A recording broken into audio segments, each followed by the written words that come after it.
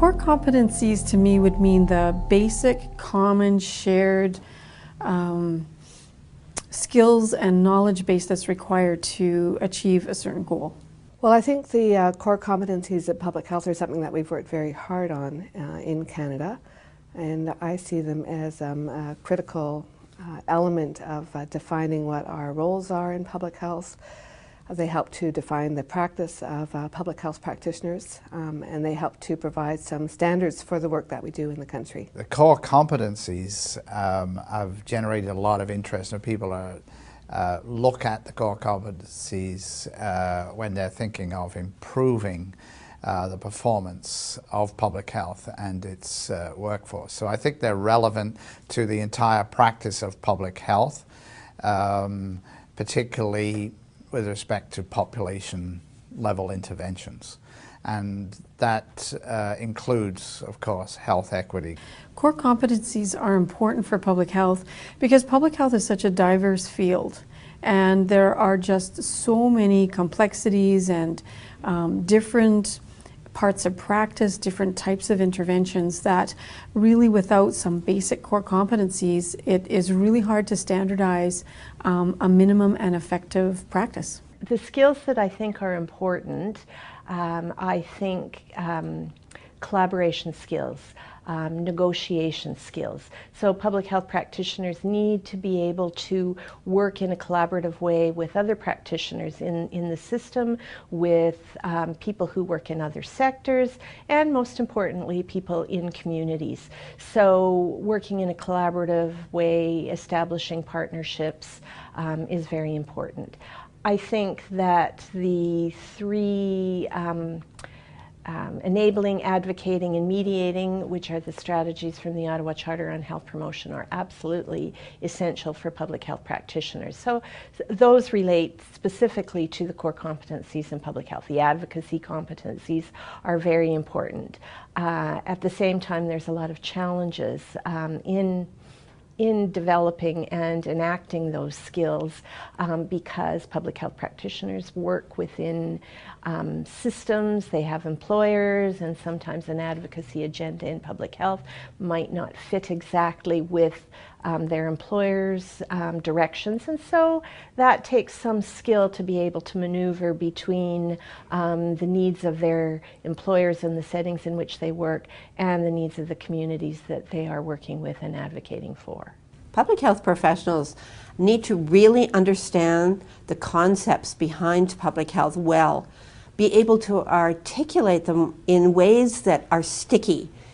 In other words, when we come up with complex concepts in public health, you need to be able to put your ideas and your concepts into language that people will remember for a long time and bring to other discussions and make that an infectious idea.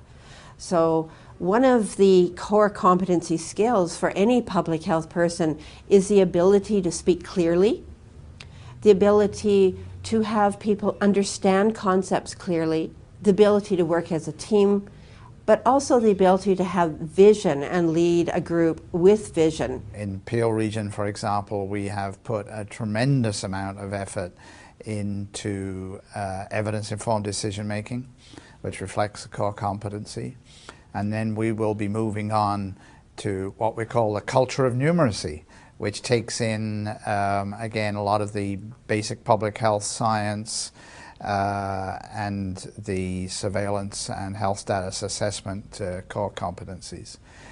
Just doing those takes a great deal of effort, and I think you have to work through them in a stepwise fashion. We've approached several academic institutions, and we've always been received with open arms.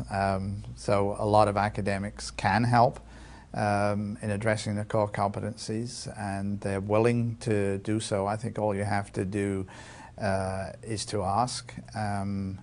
Of course, you also have to invest. You know, it may take investment in certain key staff members who are devoted to staff development. There's an investment in terms of taking your staff off their regular work sometimes, sending them away on courses or doing courses in-house.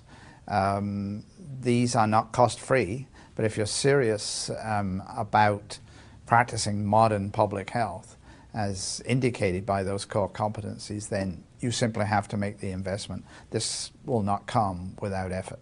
Yeah, I think they are a promising practice. I mean, it's a way really not only within the health disciplines themselves to identify what it is that we need for really good public health practice and for the work of public health practitioners, but they're also something that help us define to others what public health is all about.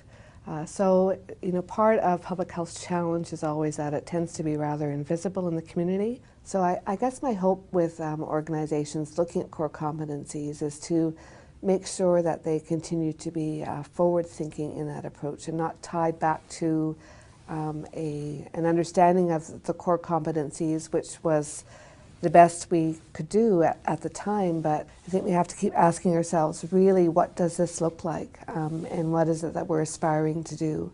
And if in the end, through training on core competencies and looking at their application, we're no further ahead in terms of inequities in health status, then we haven't achieved our aim. And that's really the end result that we have to keep our eye on.